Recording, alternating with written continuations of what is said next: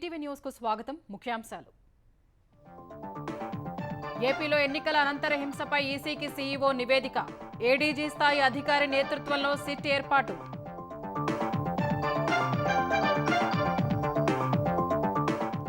అజ్ఞాతంలోకి వెళ్లిన మాచర్ల ఎమ్మెల్యే పిన్నెల్లి సోదరులు.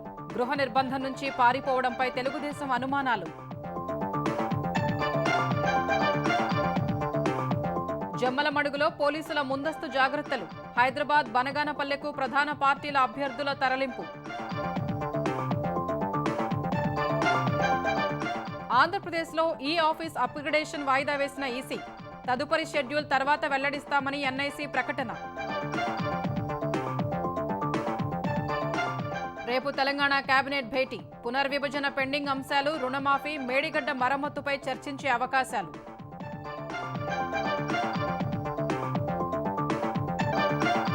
తెలంగాణలో రోడ్డు భద్రతపై ప్రభుత్వ దృష్టి. ప్రధాన రహదారుల్లో సైన్ బోర్డులు, వేగ నియంత్రణ ఏర్పాట్లపై కోమటిరెడ్డి ఆదేశాలు. ప్రతి జిల్లాలో ఆహార శుద్ధి కేంద్రాల ఏర్పాటు యోచనలో తెలంగాణ సర్కార్. టెస్కో ఆధ్వర్యంలో నాప్కిన్ తయారీ యూనిట్లు.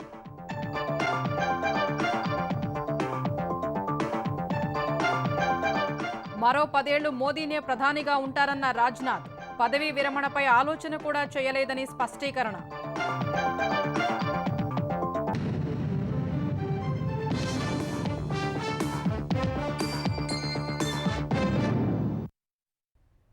ఆంధ్రప్రదేశ్లో ఎన్నికల అనంతర హింసపై ప్రాథమిక విచారణ పూర్తి చేసిన సీఈఓ కార్యాలయం కేంద్ర ఎన్నికల సంఘానికి నివేదిక పంపింది. ఇదే సమయంలో ఈసీ ఆదేశాల మేరకు పల్నాడు, తాడిపత్రి, తిరుపతి సహా ఇతర ఘటనలపై ప్రాథమిక దర్యాప్తు చేపట్టినట్టు తెలుస్తోంది. ఏడీజీ స్థాయి అధికారి నేతృత్వంలో ఆయా ఘటనలపై దర్యాప్తునకు ప్రత్యేక దర్యాప్తు బృందం సిట్ను ఏర్పాటు చేసింది. ఈ మేరకు ఉత్తర్వులు వెలువడ్డాయి. వినీత్ బ్రిజ్వాల్ నేతృత్వంలో 13 మంది సభ్యులతో సిట్ ఏర్పాటు చేశారు. పల్నాడు, అనంతపురం, తిరుపతి జిల్లా ఎస్పీల వైఫల్యమే ఘర్షణలకు కారణమని ప్రభుత్వ ప్రధాన కార్యదర్శి ఇచ్చిన నివేదిక ఆధారంగా మొత్తం 16 మంది అధికారులపై ఇప్పటికే ఈసీ కొరడా జుళిపించగా ఇప్పుడు సిట్ ఇచ్చే నివేదిక ఆధారంగా ఎన్నికల సంఘం తదుపరి చర్యలు తీసుకోనుంది. రేపటిలోగా సిట్ నివేదిక సమర్పించనుంది. హింసాత్మక ఘటనలకు కారణమైన కొందరు కీలక నేతల్ని అరెస్టు చేయవచ్చని తెలుస్తోంది. విధుల్లో నిర్లక్ష్యంగా ఉన్న అధికారులు సహా కొందరు అభ్యర్థులతో అంటకాగిన పోలీసు అధికారులపై కఠిన చర్యలు తీసుకునే అవకాశం ఉన్నట్లు తెలుస్తోంది. అటు హింసాత్మక ఘటనలు జరిగిన నియోజకవర్గాల్లో ఎమ్మెల్యే అభ్యర్థుల్ని గృహ నిర్బంధం చేసిన పోలీసులు అభ్యర్థుల ఇళ్ల వద్ద సాయుధ పోలీస్ పికెట్లు ఏర్పాటు చేశారు. ప్రస్తుతం ఉన్న బలగాలకు అదనంగా 25 కంపెనీల కేంద్ర సాయుధ బలగాల్ని మోహరించారు. స్ట్రాంగ్ రూమ్ల వద్ద భద్రతను 2 అంచెల నుంచి 3 అంచెలకు పెంచారు. ఆంధ్రప్రదేశ్లో ఎన్నికల అనంతర హింసకు సంబంధించి పల్నాడు ఎస్పీ పలువురు పోలీసు అధికారులపై కేంద్ర ఎన్నికల సంఘం చర్యలు తీసుకున్న వేళ మాచర్ల ఎమ్మెల్యే పిన్నెల్లి రామకృష్ణారెడ్డి అజ్ఞాతంలోకి వెళ్లిపోయారు. తన సోదరుడు వెంకట్రామిరెడ్డితో కలిసి ఆయన వెళ్లారని పిన్నెల్లి గన్మన్ ఉన్నతాధికారులకు సమాచారం ఇచ్చారు. పోలింగ్ తర్వాత ఘటనల వల్ల పల్నాడులో 144 సెక్షన్ విధించి పిన్నెల్లి సోదరుల్ని పోలీసులు గృహ నిర్బంధం చేశారు. కాగా పోలీసుల కళ్లు కప్పి వారు వెళ్లిపోవడంపై పలు అనుమానాలకు తావిస్తోంది. కారంపొడి ఘటనలో అరెస్టు చేస్తారని పిన్నెల్లి సోదరులు వెళ్లిపోయినట్టు తెలుస్తోంది. ఈ అంశంపై స్పందించిన స్థానిక వైకాపా నేతలు విశ్రాంతి కోసం వారు హైదరాబాద్ వెళ్లారని చెబుతున్నారు. గృహ నిర్బంధంలో ఉన్న పిన్నెల్లి సోదరులు ఇళ్ల నుంచి వెళ్లిపోవడంపై తెలుగుదేశం నేతలు భగ్గుమన్నారు. కేంద్ర ఎన్నికల సంఘం చర్యలు తీసుకుంటున్న వైకాపాకు పోలీసుల సేవలు ఆగటం లేదు అనటానికి, వైకాపా లెక్కలేనితనానికి పిన్నెల్లి సోదరులు వెళ్లిపోవడమే నిదర్శనమని తెలుగుదేశం నాయకులు ఆరోపించారు. పోలీసుల్ని కొట్టి బాంబు దాడులు చేయించిన వారిని ఎలా వదిలేస్తారని ప్రశ్నించారు. పల్నాడు జిల్లా మొత్తం చెక్పోస్టులు ఏర్పాటు చేసి వాటి నిర్వహణ బాధ్యతల్ని కేంద్ర బలగాలకు అప్పగించాలని తెలుగుదేశం నేత జీవీ ఆంజనేయులు డిమాండ్ చేశారు. వైఎస్ఆర్ జిల్లా జమ్మలమడుగులో ఉద్రిక్తతల నేపథ్యంలో 3 ప్రధాన పార్టీల అభ్యర్థుల్ని పోలీసులు ఊరు దాటించారు. వైకాపా ఎమ్మెల్యే అభ్యర్థి సుధీర్ రెడ్డిని హైదరాబాద్, కడప తెలుగుదేశం ఎంపీ అభ్యర్థి భూపేష్ రెడ్డిని బనగానపల్లి, జమ్మలమడుగు భాజపా అభ్యర్థి ఆదినారాయణ రెడ్డిని హైదరాబాద్ పంపారు. 3 రోజులుగా 3 అభ్యర్థుల్ని గృహ నిర్బంధం చేసిన పోలీసులు వారు స్థానికంగా ఉంటే మళ్లీ గొడవలు జరుగుతాయనే ఉద్దేశంతో ఊరు దాటించారు. మరోవైపు నియోజకవర్గ వ్యాప్తంగా 144 సెక్షన్ను పోలీసులు కొనసాగిస్తున్నారు. డీఎస్పీ యశ్వంత్ ఆధ్వర్యంలో పరిస్థితిని పర్యవేక్షిస్తున్నారు. వైకాపా, తెలుగుదేశం, భాజపా కార్యాలయాల వద్ద భారీగా బలగాల్ని మోహరించారు. జమ్మలమడుగుకు సంబంధించి సోషల్ మీడియాలో రెచ్చగొట్టే పోస్టులు పెట్టిన 4గురిని అదుపులోకి తీసుకున్నారు. సోషల్ మీడియా గ్రూపుల్లో ఎవరినైనా కించపరిచే పోస్టులు పెట్టినా, తప్పుడు సమాచారం వ్యాప్తి చేసినా కఠిన చర్యలు తప్పవని పోలీసులు హెచ్చరించారు. ఇలాంటి పోస్టులకు గ్రూప్ అడ్మిన్లను బాధ్యుల్ని చేస్తామన్నారు. విశాఖ బర్మా కాలనీకి చెందిన ఓ కుటుంబంపై వైకాపా శ్రేణుల దాడిని కూటమి నేతలు తీవ్రంగా ఖండించారు. కుటుంబ గొడవంటూ పోలీసులు దాడి ఘటనను పక్కదారి పట్టించే ప్రయత్నం చేస్తున్నారని ఆక్షేపించారు. సమగ్ర దర్యాప్తు చేపట్టి నిందితులపై కఠిన చర్యలు తీసుకోవాలని డిమాండ్ చేశారు. బాధిత కుటుంబాన్ని భాజపా నేత విష్ణుకుమార్ రాజు, జనసేన నాయకులు, మహిళా నేతలు పరామర్శించారు. దాడి ఎలా జరిగిందన్న వివరాల్ని తెలుసుకున్నారు. కూటమికి ఓటు వేశామన్న విషయం తెలుసుకుని కావాలనే దాడికి పాల్పడ్డారని బాధితులు సుంకర నూకరత్నం, సుంకర ధనలక్ష్మి వాపోయారు. దాడి సందర్భంగా బాధితుల ఇంట్లో పరిస్థితి, వారి ఆర్తనాదాలు రికార్డైన వీడియోను బాధిత కుటుంబం నాయకులు మీడియాకు చూపించారు. అవును, మేము బీజేపీకి వేసాము, ఇలా టీడీపీకి వేసామని మేము చెప్పడం వల్ల వాళ్ళు ఇంకా గొడవకి వచ్చారు. రాడ్ పట్టుకొని వచ్చి ఇక్కడ ఎడమ వైపు తల మీద కొట్టేశారు. చాలా 2 సార్లు కొట్టారు. తర్వాత ఒక కర్రకి ఫెన్సింగ్ ఉంటుంది, దాంతో కొట్టేశారు. ఆ తర్వాత ఏమో నేను పడిపోయాను, ఇంకా స్పృహ లేదు. నన్ను కొట్టేసిన తర్వాత అమ్మ వచ్చి అడిగిందని చెప్పేసి అమ్మని లాగేసి పట్టుకొని వెళ్ళిపోయి పెద్ద కర్ర అని చెప్పిన కర్రతోని 2 సార్లు కొట్టారు. చాలా మొత్తం 24 కుట్లు పడ్డాయి. ఇప్పుడు తమ్ముడిని ఇలా పైన వేసుకొని 4 పట్టుకొని వెళ్ళిపోయారు. ఆయన తీసుకుని వెళ్తుంటే మాకు స్పృహ లేదు, అసలు చంపేశారేమో అని భయంతో ఇంకేంటి మా తమ్ముడు వెంటనే ఎలాగోలా వచ్చాడు. చెల్లినేమో కడుపుతో ఉంది, కడుపు మీద 2 సార్లు తన్నారు. చెల్లినేమో పేగ పట్టుకొని పైకి ఇలా ఎత్తేసారు. ఒక్క ఓటు కోసమా? ఓటు అనేది ఎవరిష్టం వాళ్ళది. పల్నాడు జిల్లా దాచేపల్లి పోలీసులు తెలుగుదేశం సానుభూతి పరుల్ని నిర్బంధించి విపరీతంగా కొట్టిన ఘటన ఆలస్యంగా వెలుగుచూసింది. మాచవరం మండలం మోర్జంపాడుకు చెందిన తెలుగుదేశం కార్యకర్తలు ఈ నెల 14న దాచేపల్లికి వెళుతూ ఉండగా పోలీసులు అడ్డుకుని స్టేషన్కు తీసుకెళ్లారు. అక్కడ పోలీసులు లాఠీలతో విచక్షణారహితంగా కొట్టినట్లు బాధితులు వాపోయారు. బాధితుల్లో అనిల్ అనే ఐటీ ఉద్యోగిని 2 రోజుల పాటు చిత్రహింసలకు గురిచేసి ఈ నెల 16న సత్తెనపల్లి కోర్టులో ప్రవేశపెట్టారు. పోలీసులు తమను చిత్రహింసలకు గురిచేశారని కోర్టులో బాధితులు విన్నవించుకోగా వారిని గుంటూరు జీజీహెచ్లో వైద్య పరీక్షలు నిర్వహించాలని న్యాయమూర్తి పోలీసుల్ని ఆదేశించారు. బాధితుల్ని ఆసుపత్రికి తీసుకొచ్చిన పోలీసులు వారికి ఎలాంటి గాయాలు లేవని నివేదిక ఇవ్వాలని వైద్యులపై ఒత్తిడి తెచ్చారు. దీనికి వైద్యులు అంగీకరించలేదు. ఈ అంశం తెలిసి జీజీహెచ్కు మీడియా ప్రతినిధులు చేరుకోగా వారిని లోపలకు వెళ్లకుండా పోలీసులు అడ్డుకున్నారు. కరడుగట్టిన వైకాపా నేతల కంటే పోలీసులు దారుణంగా వ్యవహరించారని బాధితులు ఆవేదన వ్యక్తం చేశారు. ఆ రోజు బర్త్డే ఫంక్షన్కి వెళ్ళి వస్తున్నాము. ఇలా ఎంపీపీ మీద అటాక్ జరిగింది అని చెప్తే, ఊర్లో గొడవలు అవుతాయి అని చెప్తే బయటికి వెళ్ళమన్నారు. బయటికి వెళ్తే వాళ్ళు మమ్మల్ని పట్టుకొని అప్పటికీ చెప్తున్నారు, మమ్మల్ని ఒక 8 మంది దాకా పట్టుకున్నారు పోలీసులు. మిగతా వాళ్ళు చెప్తూనే ఉన్నారు కూడా, వీళ్ళు ఎవరు లేరు అక్కడ గొడవలు అంటే, వీళ్ళు మొత్తం టీడీపీ పార్టీ, ఎవరైతే నేను ఎత్తండి అని చెప్పి కావాలని కొట్టి. మేము వెళ్ళే దారిలో మమ్మల్ని పోలీసులు అటాక్ చేసి అయ్యప్ప స్వామి గుడి దగ్గర హైవే మీద విపరీతంగా 4 ఎస్ఐలు, ఒక సిఐ విపరీతంగా వచ్చి 60 దెబ్బలు బూట్ కాలుతో తన్ని గొంతు మీద కాలు పెట్టి బాగా టార్చర్ చేశారు సార్. మళ్ళీ స్టేషన్కి వెళ్ళిన తర్వాత కూడా అది చెప్పుకోలేని విపరీతమైన బాధ సార్. చచ్చిపోదాం అనిపించింది. చాలా ఇబ్బంది పెట్టారు సార్. మేము బతికిలాడినా కానీ మమ్మల్ని ఇడిచిపెట్టలేదు. సంఘటన జరిగిన దానికి మాకు సంబంధమే లేదు. పర్సనల్గా కక్ష పెట్టుకొని ఇక్కడ గుండెల్లో కర్ర పెట్టి గుద్దారు సార్. మేము అంత తప్పు ఏం చేశాం సార్? మేము మోజంపల్లిలో పుట్టడం తప్ప, లేదా టీడీపీ ఓటేయడం తప్ప? వైకాపా నేతల నుంచి తన కుటుంబానికి ప్రాణహాని ఉందని తెనాలి ఎమ్మెల్యే అన్నాబొత్తుని శివకుమార్ చేతిలో దాడికి గురైన గొట్టిముక్కల సుధాకర్ అనుమానాలు వ్యక్తం చేశారు. దాడికి గురైన తర్వాత జీజీహెచ్లో చికిత్స తీసుకునే సమయంలో తమ ఇంటి వద్ద కొందరు వ్యక్తులు అనుమానాస్పదంగా తిరిగారని సుధాకర్ ఆందోళన వ్యక్తం చేశారు. తనతో పాటు కుటుంబ సభ్యులకు ప్రాణహాని ఉందని సుధాకర్ హైకోర్టులో పిటిషన్ దాఖలు చేశారు. ఈ పిటిషన్పై విచారణ జరిపిన కోర్టు భద్రత కల్పించాలని ఆదేశించింది. ఈ అంశంపై గుంటూరు జిల్లా ఎస్పీని కలిసిన సుధాకర్ హైకోర్టు ఉత్తర్వులు అందించి భద్రత కల్పించాలని కోరారు. మేము ప్రొటెక్షన్ గురించి అడిగితే సరే ఎస్పీ ఆఫీస్కి, అట్లాగే తెనాలి ఏఎస్పీ, స్టేట్ ఎస్హెచ్ఓకి, అట్లాగే సిఎస్ గారికి, ఎలక్షన్ కమిషనర్ ఆఫ్ ఇండియాకి, అట్లాగే ఎలక్షన్ కమిషనర్ ఆఫ్ ఆంధ్రప్రదేశ్కి రిప్రజెంటేషన్లు ఇవ్వండి, మీకు తగిన ప్రొటెక్షన్ ఏర్పాటు చేస్తూ ఉన్నారు. ప్రాణహాని ఉందని నాకు వాళ్ళ అనుయాయుల వల్ల, ఎమ్మెల్యే గారి అనుచరుల వల్ల కొంచెం అనుమానాస్పదంగా మూమెంట్స్ చూసి కొంచెం మన జాగ్రత్తలో మనం ఉందాము అని చెప్పేసి రిప్రజెంటేషన్ ఇచ్చాము. మాజీ మంత్రి వివేకానందరెడ్డి హత్య కేసుపై మాట్లాడవద్దంటూ ఏప్రిల్ 16న కడప కోర్టు ఇచ్చిన ఆదేశాలపై సుప్రీంకోర్టు స్టే విధించింది. కడప కోర్టు తీర్పును అనుసరించి షర్మిల సహా ఇతరులపై దాఖలైన కోర్టు ధిక్కరణ కేసులపై కూడా సుప్రీంకోర్టు స్టే విధించింది. వైకాపా కడప అధ్యక్షుడు వేసిన పిటిషన్పై విచారణ జరిపిన కడప కోర్టు వివేక హత్య కేసుపై మాట్లాడవద్దని తీర్పునివ్వగా ఏపీ పీసీసీ అధ్యక్షురాలు షర్మిల హైకోర్టులో సవాలు చేశారు. ఈ పిటిషన్ను హైకోర్టు కొట్టివేయగా షర్మిల సుప్రీంకోర్టుకు వెళ్లారు. షర్మిల వ్యాజ్యంపై విచారణ జరిపిన సుప్రీంకోర్టు కడప కోర్టు తీర్పుపై స్టే ఇస్తూ మధ్యంతర ఉత్తర్వులు జారీ చేసింది. కడప కోర్టు ఉత్తర్వులు సుప్రీం తీర్పునకు విరుద్ధంగా ఉన్నాయని తెలిపిన ధర్మాసనం వాక్ స్వాతంత్ర్యం, స్వేచ్ఛను కట్టడి చేసేలా ఉన్నాయని పేర్కొంది. ప్రతివాదుల వాదన వినకుండా ఏకపక్షంగా ఉత్తర్వులు ఇచ్చారన్న ధర్మాసనం తదుపరి విచారణ వేసవి సెలవుల తర్వాత చేపడతామని తెలిపింది. ఈ కేసులో ప్రతివాదులైన వైకాపా, తెలుగుదేశం అధినేత చంద్రబాబు, తెలుగుదేశం జాతీయ ప్రధాన కార్యదర్శి లోకేష్, జనసేన అధ్యక్షుడు పవన్ కళ్యాణ్, భాజపా ఏపీ అధ్యక్షురాలు పురంధేశ్వరి, పులివెందుల తెలుగుదేశం అభ్యర్థి బీటెక్ రవి, వివేకా కుమార్తె సునీత నర్రెడ్డిలకు కోర్టు నోటీసులు ఇచ్చింది. తెలంగాణ మంత్రివర్గం రేపు సమావేశం కానుంది. ముఖ్యమంత్రి రేవంత్ రెడ్డి అధ్యక్షతన సచివాలయంలో జరిగే ఈ సమావేశంలో తెలంగాణ ఏర్పాటై 10 ఏళ్లు పూర్తవుతున్నందున పునర్విభజనకు సంబంధించిన పెండింగ్ అంశాలపై చర్చించనున్నారు. పునర్విభజన చట్టంలోని 9, 10 షెడ్యూళ్లలోని 100కు పైగా ఆస్తుల విభజన, హైదరాబాద్లో ఏపీకి కేటాయించిన భవనాల స్వాధీనం, బకాయిల వివాదాలపై చర్చించి కీలక నిర్ణయాలు తీసుకునే అవకాశం ఉంది. ఈ అంశాలపై తయారు చేస్తున్న నివేదికను ఆర్థిక శాఖ రేపు మంత్రివర్గం ముందు పెట్టనుంది. ఆగస్టు 15 లోపు రైతు రుణమాఫీ చేయాలన్న హామీని నెరవేర్చే దిశలో చేపట్టాల్సిన చర్యలపై కేబినెట్లో చర్చించనుంది. తెలంగాణలోని సుమారు 42 లక్షల మంది రైతులకు రుణమాఫీ చేయడానికి దాదాపు 32,000 కోట్ల నిధులను ఎలా సమకూర్చుకోవాలనే అంశం సహా విధి విధానాలపై చర్చిస్తారు. రాష్ట్ర ఆదాయం పెంచుకునేందుకు వనరుల సమీకరణ, ప్రత్యామ్నాయ, నూతన మార్గాల అన్వేషణపై కేబినెట్ చర్చించనుంది.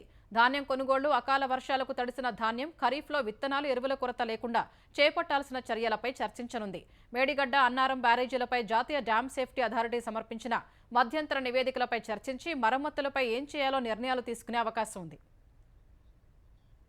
ఆంధ్రప్రదేశ్లో ఈ ఆఫీస్ అప్గ్రేడేషన్ను వాయిదా వేస్తూ కేంద్ర ఎన్నికల సంఘం నిర్ణయం తీసుకుంది. సాంకేతిక కారణాలతో ఈ ఆఫీస్ అప్గ్రేడేషన్ వాయిదా వేస్తున్నట్లు నేషనల్ ఇన్ఫర్మాటిక్స్ సెంటర్ వెల్లడించింది. ఏపీలో ఎన్నికల ప్రక్రియ కొనసాగుతున్న వేళ ఈ ఆఫీస్ అప్గ్రేడ్ ప్రక్రియను నిలిపివేయాలని తెలుగుదేశం అధినేత చంద్రబాబు నిన్న గవర్నర్, ఆంధ్రప్రదేశ్ ఎన్నికల ప్రధానాధికారికి లేఖ రాశారు. కొద్ది రోజుల్లో కొత్త ప్రభుత్వం వస్తున్న తరుణంలో ఇప్పటికిప్పుడు ఈ ఆఫీస్ అప్గ్రేడేషన్ అవసరం లేదని చంద్రబాబు తన లేఖలో పేర్కొన్నారు. ఈ నెల 25 వరకు ఈ ఆఫీస్ మూసివేత, అప్గ్రేడ్ ప్రక్రియను కొత్త ప్రభుత్వం బాధ్యతలు చేపట్టే వరకు నిలిపివేసే విధంగా సీఎస్ను ఆదేశించాలని చంద్రబాబు తన లేఖలో కోరారు. ఈ లేఖను పరిశీలించిన సీఈఓ ముఖేష్ కుమార్ మీనా ఇవాళ ఈ ఆఫీస్ అప్గ్రేడేషన్పై ఎన్ఐసీ ప్రతినిధుల్ని పిలిపించి ఆరా తీశారు. తర్వాత ఈ ఆఫీస్ అప్గ్రేడేషన్ను వాయిదా వేస్తున్నట్టు ప్రకటించారు. తదుపరి షెడ్యూల్ అనంతరం వెల్లడిస్తామని ఎన్ఐసీ తెలిపింది. విజయనగరం జిల్లా కొత్తవలస మండలం అప్పన్నపాలెం జిందాల్ ఉక్కు కర్మాగారం మూతపడింది. పరిశ్రమను నిరవధికంగా మూసివేస్తున్నట్లు యాజమాన్యం ప్రకటించింది. పెరిగిన విద్యుత్తు ఛార్జీలు, ముడి సరుకుల ధరలు సహా ఉత్పత్తులకు గిట్టుబాటు ధర లభించనందున పరిశ్రమను మూసివేస్తున్నట్లు వెల్లడించింది. 57 మంది ఉద్యోగులకు లే ఆఫ్ ఇస్తున్నట్లు జిందాల్ యాజమాన్యం నోటీసుల్లో పేర్కొంది. ముందస్తు సమాచారం ఇవ్వకుండా 57 మందికి మాత్రమే లే ఆఫ్ ప్రకటించడంపై కార్మికులు ఆందోళనకు దిగారు. యాజమాన్య నిర్ణయాన్ని నిరసిస్తూ ఫ్యాక్టరీ ప్రధాన ద్వారం వద్ద నిరసన చేపట్టారు. ఈ నిరసనపై స్పందించిన యాజమాన్యం కార్మికులతో చర్చలు జరిపింది. కర్మాగారం మూసివేత సమయంలో కార్మికులకు పని కల్పించేందుకు సుముఖత వ్యక్తం చేసింది. ఇదే సమయంలో ముందస్తు సమాచారం లేకుండా ఫ్యాక్టరీ మూసివేసినందున ఈ నెల మొత్తానికి జీతాల చెల్లింపుపై ఈ నెల 20న నిర్ణయం ప్రకటిస్తామని తెలిపింది. ప్రకాశం జిల్లా కొండెపి పోలీస్ స్టేషన్ ఎస్ఐపై బాపట్ల జిల్లా సంతమాగలూరుకు చెందిన దళిత కూలీలు ఆంధ్రప్రదేశ్ ఎన్నికల ప్రధానాధికారి ముఖేష్ కుమార్ మీనాకు ఫిర్యాదు చేశారు. కొండెపిలో పొగాకు రైతులు తమతో 3 నెలలు పొగాకు పని చేయించుకుని కూలీ ఎగ్గొట్టారని, కూలీ అడిగితే కులం పేరుతో దూషించి దౌర్జన్యానికి పాల్పడ్డారని ఫిర్యాదు చేశారు. 6 నెలల గర్భవతి పనిచేస్తూ పడిపోయిన ఆసుపత్రికి వెళ్లనీయకుండా బెదిరించి వెట్టి చాకరీ చేయించుకున్నారని సీఈఓకి ఇచ్చిన ఫిర్యాదులో పేర్కొన్నారు. న్యాయం చేయమని కొండెపి పోలీస్ స్టేషన్కు వెళితే ఎస్ఐ ఫిర్యాదు తీసుకోలేదని వివరించారు. కూలీల వినతిపై విచారించి న్యాయం చేయాలని వారి ఫిర్యాదును డీజీపీకి సీఈఓ ముఖేష్ కుమార్ మీనా పంపారు. హైదరాబాద్ విజయవాడ రహదారిపై రోడ్డు ప్రమాదాల్ని తగ్గించేందుకు అవసరమైన చర్యలు వెంటనే చేపట్టాలని తెలంగాణ రోడ్లు భవనాల శాఖ మంత్రి కోమటిరెడ్డి వెంకటరెడ్డి అధికారుల్ని ఆదేశించారు. సచివాలయంలో తెలంగాణ జాతీయ రహదారుల అధికారులతో సమీక్షించిన మంత్రి హైదరాబాద్ నుంచి విజయవాడ రహదారిపై రోడ్డు ప్రమాదాలకు కారణాలపై చర్చించారు. ఈ రహదారిలో రోడ్డు ప్రమాదాలు ఎక్కువగా జరుగుతున్న 17 బ్లాక్ స్పాట్ ప్రాంతాలని అధికారులు వివరించారు. Choutuppal, Pedakaparli, Chityala, Kattangur, Inupamula, Tekmatla, Janagama cross roads, Eenadu junction, Durajpalli junction, Mukundapuram, Akupamula, Komarabanda cross roads, Katakammagudem, Mellacheruvu, Srirangapuram, Ramapuram cross roads, Navabupeta junction వద్ద రోడ్డు ప్రమాదాలు ఎక్కువగా జరుగుతున్నట్లు తెలిపారు. ఆయా ప్రాంతాల్లో ప్రమాదాల నివారణకు సైన్ బోర్డులు ఏర్పాటు సహా వేగ నియంత్రణ చర్యల్ని వెంటనే చేపట్టాలని మంత్రి ఆదేశించారు. రహదారిపై కొన్ని చోట్ల 6 లేన్ల నిర్మాణం, జంక్షన్ల అభివృద్ధి, అండర్ పాస్లు, సర్వీస్ రోడ్ల నిర్మాణానికి ప్రణాళికలు చేయాలని తెలిపారు. రంగారెడ్డి జిల్లా కోహెడ పండ్ల మార్కెట్ నుంచి అంతర్జాతీయంగా పండ్ల ఎగుమతులు జరిగేలా చర్యలు తీసుకోనున్నట్టు తెలంగాణ వ్యవసాయ మంత్రి తుమ్మల నాగేశ్వరరావు చెప్పారు. సచివాలయంలోని తన ఛాంబర్లో మార్కెటింగ్, ఔళి, ఆహార శుద్ధి యూనిట్ల ఏర్పాటుపై సమీక్షించిన మంత్రి అన్ని మౌలిక సదుపాయాలతో కోహెడ మార్కెట్ యార్డ్ అభివృద్ధికి ప్రణాళికలు సిద్ధం చేసుకోవాలని అధికారుల్ని ఆదేశించారు. ఖమ్మం వ్యవసాయ మార్కెట్ యార్డును అంతర్జాతీయ ప్రమాణాలతో ఆధునీకరించేలా చర్యలు తీసుకోవాలని ఆదేశించారు.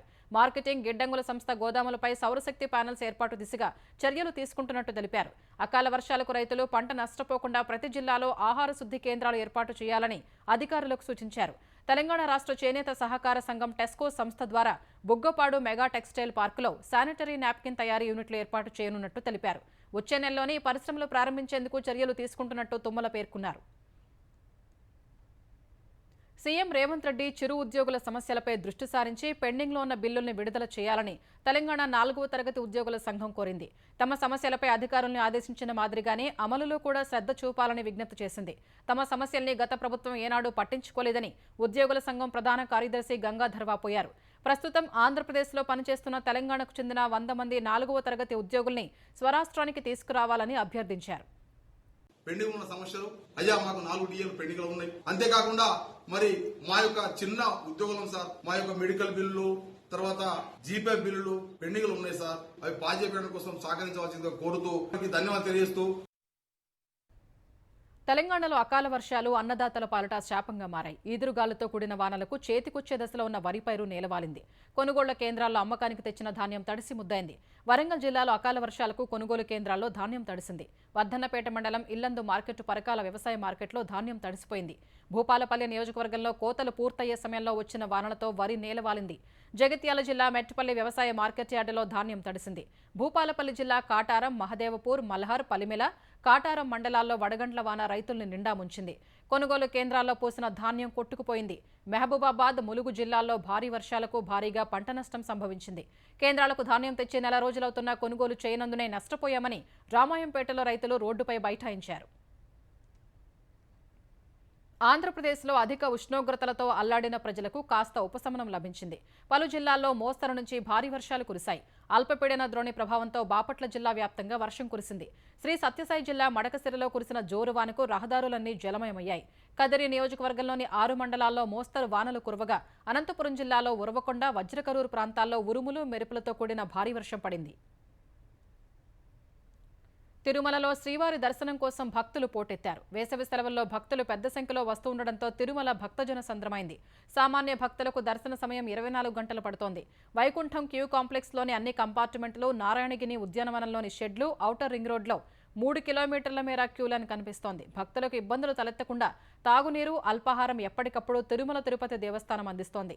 అప్పుడప్పుడు వర్షం పడుతుండగా భక్తులు ఇబ్బంది పడుతున్నారు. కేంద్రంలో భారతీయ జనతా పార్టీ ప్రభుత్వం హ్యాట్రిక్ కొట్టడం ఖాయమని ప్రధాని నరేంద్ర మోదీ ధీమా వ్యక్తం చేశారు. కొత్త ప్రభుత్వం పేదలు, మహిళలు, రైతులు, యువత కోసం అనేక కీలక నిర్ణయాలు తీసుకోనుందని చెప్పారు. ఇందుకు ప్రజల ఆశీస్సులు తీసుకోవడానికి వచ్చినట్లు ఉత్తరప్రదేశ్లోని బారాబంకీ ఎన్నికల ప్రచార సభలో మోదీ చెప్పారు. ఒకవైపు దేశ ప్రయోజనాల కోసం ఎన్డీఏ కూటమి పనిచేస్తుంటే అటు దేశాన్ని అస్థిరపరిచేందుకు ఇండియా కూటమి ఎన్నికల్లో పోటీ చేస్తోందని ప్రధాని మోదీ విమర్శించారు. देश जब आजादी का आंदोलन कर रहा था ना, और देश के टुकड़े करने की बात आती थी, तो देश का हर व्यक्ति का नहीं यार, देश के टुकड़े थोड़े होते हैं, हो गए कि नहीं हो गए, इन्होंने कर दिया कि नहीं कर दिया, ये किसी भी हद तक जा सकते हैं जी। इनका ट्रैक रिकॉर्ड ही ऐसा है। इनके लिए देश वेश कुछ नहीं है भाई, उनके लिए तो उनका परिवार और पावर। सपा कांग्रेस वाले सरकार में आए तो रामलला को फिर से टेंट में भेजेंगे और मंदिर पर बुलडोजर चलवा देंगे। अरे जरा योगी जी से ट्यूशन लो, बुलडोजर कहां चलाना कहां नहीं चलाना। 2024లోనే కాదు 2029లో కూడా నరేంద్ర మోదీయే ప్రధానిగా ఉంటారని రక్షణ మంత్రి రాజ్నాథ్ సింగ్ అన్నారు. 2025లోనే ప్రధాని పదవిని అమిత్ షాకు కట్టబెడతారని ఢిల్లీ సీఎం అరవింద్ కేజ్రీవాల్ చేసిన వ్యాఖ్యలు అర్ధరహితమని రాజ్నాథ్ తేల్చి చెప్పారు. నరేంద్ర మోదీ పదవి విరమణపై ఆలోచన కూడా చేయలేదని స్పష్టం చేశారు. భాజపా మూడోసారి అధికారం చేపడితే రిజర్వేషన్లు ఎత్తివేస్తారనే ప్రచారాన్ని కూడా రాజ్నాథ్ కొట్టిపారేశారు. మతం ప్రాతిపదికన రిజర్వేషన్లు ఇచ్చేందుకు రాజ్యాంగం అనుమతించదని చెప్పారు. దేశ రాజకీయాల విశ్వసనీయతపై ప్రశ్నలు ఉత్పన్నం కావడానికి ప్రతిపక్షాలే ప్రధాన కారణమని రాజ్నాథ్ విమర్శించారు. मैं भारतीय जनता पार्टी के एक वरिष्ठ नेता होने के नाते मैं कहना चाहता हूं, 2024 में भी वो भारत के प्रधानमंत्री बनेंगे और 2029 में भी वो भारत के प्रधानमंत्री बनेंगे। इसके बारे में तो सोचा भी नहीं जा सकता। जिस व्यक्ति ने अंतर्राष्ट्रीय जगत में भारत की प्रतिष्ठा को बढ़ाई हो, जिस व्यक्ति ने देश की अर्थव्यवस्था को मजबूत किया हो, एक सर्वाधिक तेजी से आगे बढ़ने वाली हमारे देश की अर्थव्यवस्था है, जिसको लेकर इंटरनेशनल फाइनेंशियल फर्म्स भी अब इस बात का दावा कर रही हैं कि जो भारत 2014 तक इकोनॉमी की साइज के मामले में दुनिया के देशों में 11वें स्थान पर था। आज वह जंप लेकर मोदी जी के शासनकाल में 5वें स्थान पर पहुंच गया है। 2027 आते आते वह दुनिया के देशों में तीसरे स्थान पर होगा, यानी अमेरिका और चाइना के बाद भारत होगा अर्थव्यवस्था के आकार की दृष्टि से भी यदि हम देखें तो। यानी भारत तो बड़ी तेजी के साथ विश्व की महाशक्ति बनने की ओर तेजी से आगे बढ़ रहा है। అవినీతి కేసుల్లో ఎన్ఫోర్స్మెంట్ డైరెక్టరేట్ ఈడీ స్వాధీనం చేసుకున్న నగదును పేదలకు పంచేందుకు ఉన్న అవకాశాలను అన్వేషిస్తున్నట్టు ప్రధాని నరేంద్ర మోదీ చెప్పారు. అందుకు న్యాయ సలహా తీసుకుంటామని ఓ జాతీయ మీడియాకు ఇచ్చిన ఇంటర్వ్యూలో మోదీ ఈ వ్యాఖ్యలు చేశారు. గత ప్రభుత్వాల హయాంలో కొందరు అధికార బలంతో తమ పదవుల్ని దుర్వినియోగం చేసి పేదల సొమ్ము దోచుకున్నారని ప్రధాని మోదీ ఆరోపించారు. ఆ డబ్బంతా తిరిగి వారికే చెందాలని భావిస్తున్నట్లు తెలిపారు. ఇందుకు అవసరమైతే చట్ట సవరణకు సైతం వెనకాడబోమని మోదీ స్పష్టం చేశారు. దర్యాప్తు సంస్థ స్వాధీనం చేసుకున్న సొత్తును ఏం చేయాలో సలహా ఇవ్వాలని ఇప్పటికే న్యాయ వ్యవస్థను కోరినట్లు ప్రధాని వెల్లడించారు. భారతీయ జనతా పార్టీతో దేశ రాజ్యాంగానికి ముప్పు పొంచి ఉందని కాంగ్రెస్ మాజీ అధ్యక్షుడు రాహుల్ గాంధీ ఆరోపించారు. భాజపా మూడోసారి అధికారంలోకి వస్తే రాజ్యాంగాన్ని రద్దు చేస్తుందని ఆందోళన వ్యక్తం చేశారు. అమేథీలో కాంగ్రెస్ పార్టీ అభ్యర్థి కిషోరీలాల్ శర్మ తరపున ఎస్పీ అధినేత అఖిలేష్ యాదవ్తో కలిసి రాహుల్ గాంధీ ప్రచారం చేశారు. రాజ్యాంగాన్ని రద్దు చేస్తామని అధికార భాజపా నేతలు బహిరంగ ప్రకటనలు చేస్తున్నందున దాన్ని కాపాడుకోవాల్సిన అవసరం ప్రజలపై ఉందన్నారు. రాజ్యాంగాన్ని రద్దు చేస్తామంటున్న వారికి ఎన్నికల్లో గుణపాఠం చెప్పాలని రాహుల్ గాంధీ పిలుపునిచ్చారు. 2024 का चुनाव अलग चुनाव है। पहली बार किसी राजनीतिक पार्टी ने, उनके नेताओं ने साफ कहा कि हम इस संविधान को खत्म कर देंगे, संविधान की रक्षा करनी है, क्योंकि ये आपकी आवाज है और नरेंद्र मोदी इसको नष्ट करना चाहते हैं। अगर ये गायब हो जाएगा तो पब्लिक सेक्टर खत्म हो जाएगा, नौकरियां खत्म हो जाएंगी, महंगाई आसमान तक पहुंच जाएगी, रिजर्वेशन खत्म हो जाएगा और आपके जो सारे के सारे हक हैं आपसे छीन लिए जाएंगे। सच्चाई ये है कि इसके बिना हिंदुस्तान में 22-25 अमीर लोगों के पास हक बचेंगे। किसानों के हक, मजदूरों के हक, युवाओं के हक, माताओं बहनों के हक सब छीन लिए जाएंगे। దేశ రాజకీయాల్లో సంచలనం రేపుతోన్న ఆప్ ఎంపీ స్వాతి మలివాల్ దాడి కేసులో సంచలన విషయాలు బయటకొస్తున్నాయి. ఢిల్లీ సీఎం అరవింద్ కేజ్రీవాల్ సహాయకుడు బిభవ్ కుమార్ తనపై విచక్షణారహితంగా భౌతిక దాడికి పాల్పడినట్లు బాధితురాలు ఆప్ ఎంపీ స్వాతి మలివాల్ ఆరోపించారు. బిభవ్ తనను దారుణంగా కొట్టాడని, సున్నితమైన శరీర భాగాలపై పలుమార్లు కొట్టినట్టు పోలీసులకు ఇచ్చిన వాంగ్మూలంలో ఆమె తెలిపారు. ఈ మేరకు ఆమెకు వైద్య పరీక్షలు నిర్వహించగా ఆమె ముఖంపై అంతర్గత గాయాలైనట్లు తేలిందని పోలీసు వర్గాలు వెల్లడించాయి. మరోవైపు గతంలో తనకు ఇలాంటి అనుభవాలు ఎదురైనట్లు ఆప్ మాజీ నేత షాజియా ఇల్మీ ఆరోపించారు. కేజ్రీవాల్ చెప్పింది చేయటమే బిభవ్ పని అని, అక్కడ కొట్టడం మామూలేనని ఆరోపించారు. ఈసారి హద్దులు దాటారని ఆరోపించారు. ఓ మహిళను పిఏతో కొట్టించినందుకు కేజ్రీవాల్ క్షమాపణలు చెప్పి సీఎం పదవికి రాజీనామా చేయాలని డిమాండ్ చేశారు. అటు స్వాతిపై దాడి ఘటనలో బిభవ్పై కేసు నమోదు చేసిన పోలీసులు పరారీలో ఉన్న అతడి కోసం గాలింపు చేపట్టారు. ఈ కేసులో స్వాతి మలివాల్ వాంగ్మూలాన్ని 30 హజారీ కోర్టు నమోదు చేసింది. ఈ దాడిపై సీఎం కేజ్రీవాల్ స్పందించకపోవడం దిగ్భ్రాంతిని కలిగిస్తోందని కేంద్ర ఆర్థిక మంత్రి నిర్మలా సీతారామన్ అన్నారు. తన ఇంట్లోనే దాడి జరిగినా ఇప్పటి వరకు కేజ్రీవాల్ ఎందుకు స్పందించలేదన్న మంత్రి ఆయన క్షమాపణలు చెప్పాలని డిమాండ్ చేశారు. ఢిల్లీ మద్యం విధానం కేసుకు సంబంధించిన మనీ లాండరింగ్ కేసులో సీఎం అరవింద్ కేజ్రీవాల్పై ఎన్ఫోర్స్మెంట్ డైరెక్టరేట్ ఈడీ అభియోగపత్రం దాఖలు చేసింది. ఇందులో ఆమ్ ఆద్మీ పార్టీని కూడా నిందితుడిగా పేర్కొంది. ఈ ఛార్జిషీట్తో ఢిల్లీ మద్యం విధానం కేసులో దాఖలు చేసిన అభియోగపత్రాల సంఖ్య 8కి చేరింది. ఈ కేసులో ఇప్పటి వరకు ఈడీ 18 మందిని అరెస్టు చేసింది. మద్యం విధానం కేసులో కేజ్రీవాల్ ప్రధాన సూత్రధారి అని ఇప్పటికే ఈడీ ఆరోపించింది. ఢిల్లీ ప్రభుత్వ మంత్రులు, ఆప్ నేతలు, ఇతర వ్యక్తులతో ఆయన కుమ్మక్కయ్యారని పేర్కొంది. ఈ కేసులో మార్చి 21న ఈడీ అధికారులు కేజ్రీవాల్ను అరెస్టు చేయగా ప్రస్తుతం 21 రోజుల మధ్యంతర బెయిల్పై ఆయన ఎన్నికల ప్రచారంలో పాల్గొంటున్నారు. జూన్ 2న కేజ్రీవాల్ ఈడీ అధికారులు ఎదుట లొంగిపోవాల్సి ఉంది. Mahindra and Mahindra, Reliance, ITC వంటి దిగ్గజ సంస్థల వాటాలు కొనేందుకు మదుపరులు ఆసక్తి చూపిన వేళ దేశీయ స్టాక్ మార్కెట్లు వరుసగా రెండో సెషన్లో కూడా లాభపడ్డాయి. క్రితం సెషన్లో 677 పాయింట్లు పెరిగిన సెన్సెక్స్ ఇవాళ మరో 253 పాయింట్లు ఎగబాకింది. ఈ ఉదయం 73,711 పాయింట్ల వద్ద ఉత్సాహంగానే ప్రారంభమైన సూచి మొదట్లో కొంతసేపు హెచ్చుతగ్గుల మధ్య సాగింది. ఈ క్రమంలో 73,460 పాయింట్ల కనిష్ట స్థాయిని నమోదు చేసింది. అనంతరం లభించిన కొనుగోళ్ల మద్దతుతో క్రమంగా పెరిగిన సూచి 74,071 పాయింట్ల గరిష్ట స్థాయిని తాకింది. చివరకు 73,917 పాయింట్ల వద్ద స్థిరపడింది. జాతీయ స్టాక్ ఎక్స్చేంజ్ సూచి నిఫ్టీ 62 పాయింట్లు పెరిగి 22,466 పాయింట్ల వద్ద ముగిసింది.